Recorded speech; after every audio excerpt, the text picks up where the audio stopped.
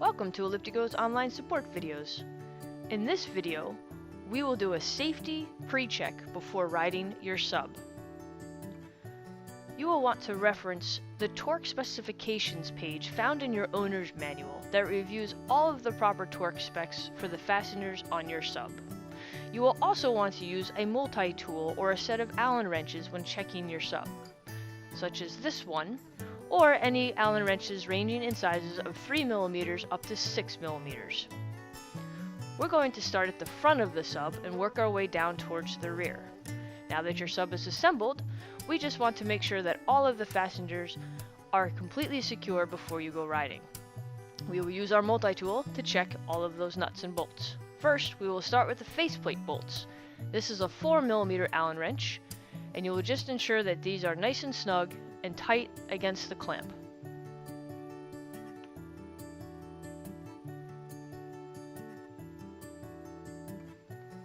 Next, you will use a 5mm Allen wrench to check the top cap, which is the piece on top of your stem, to ensure that that is tight, and a 6mm Allen wrench to secure the stem bolts on your stem, which connects to the steering extender.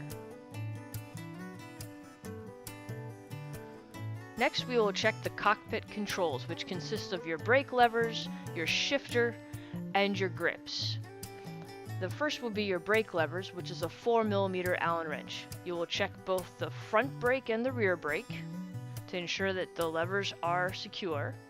Use a 5mm Allen wrench to check the shift lever bolt, and use a 3mm Allen wrench to ensure that the grip bolts are tight. And then you also want to just grip everything and make sure nothing rotates and everything is tight on the handlebars. Ensure that your cables are wrapped out in front of your steering extender and not wrapped around it. And then we're going to check the preload collar quick release and that the extender slides smoothly up and down in the frame of the sub.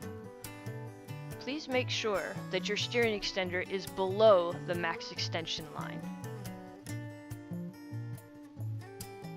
Now we will check the preload collar screws, which is a 5mm Allen wrench. Just want to make sure that they are nice and tight. Again, reference your torque spec sheet found in your owner's manual.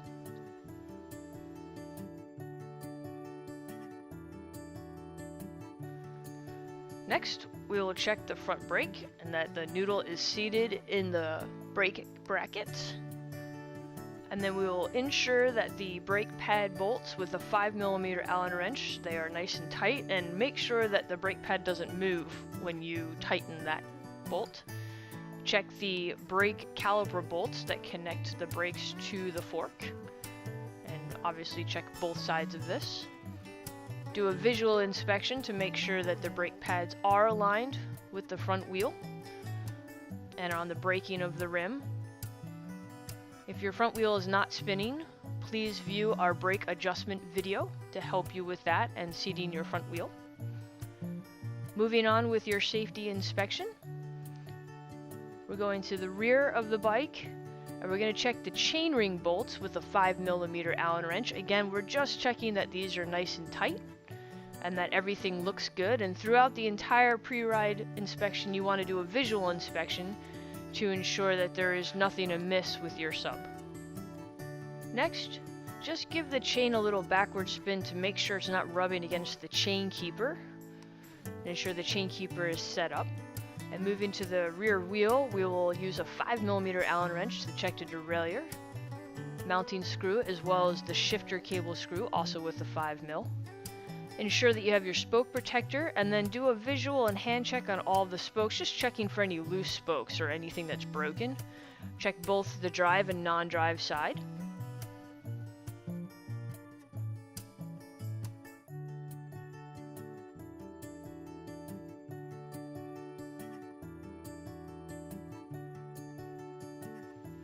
Using your 5mm Allen wrench, you will check the rear brakes.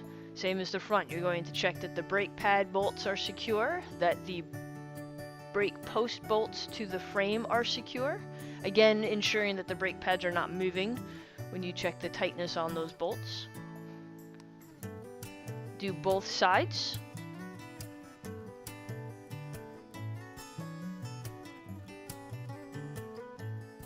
Ensure the rear wheel is seated in the dropouts. And then lifting the bike on the kickstand, give the rear wheel a little spin and make sure that it's spinning freely and the rear brake is working properly. Your rear brake's on the right-hand side of the bike. Now we're going to check the shifting. Leaning the bike on the kickstand, rotate the cranks so you can shift up and down through the gears, and have a listen to what it sounds like.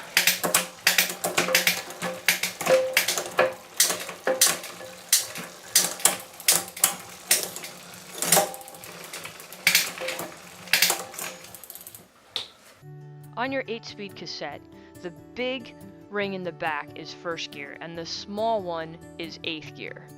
So if you're having issues with the chain getting into first gear, we will use the barrel adjuster under the derailleur and rotate it towards the wheel. So towards the issue. So if it's having issues getting into second or first gear, you'll rotate the barrel adjuster towards that direction. If you having issues with the chain shifting into 5th, 6th, 7th, 8th, you'll rotate the barrel adjuster away from the wheel or towards you, the rider. And you only rotate this 1 to 2 turns. After you make your adjustment, shift through the gears again and ensure that the chain is shifting into each set of gear appropriately. Each shift should be smooth. Lastly, now that we have that done, we will inflate the tires if you have not done so already. We use a Presta-Valve tube, which is a skinny tube, so you will need a floor pump with a Presta-Valve head.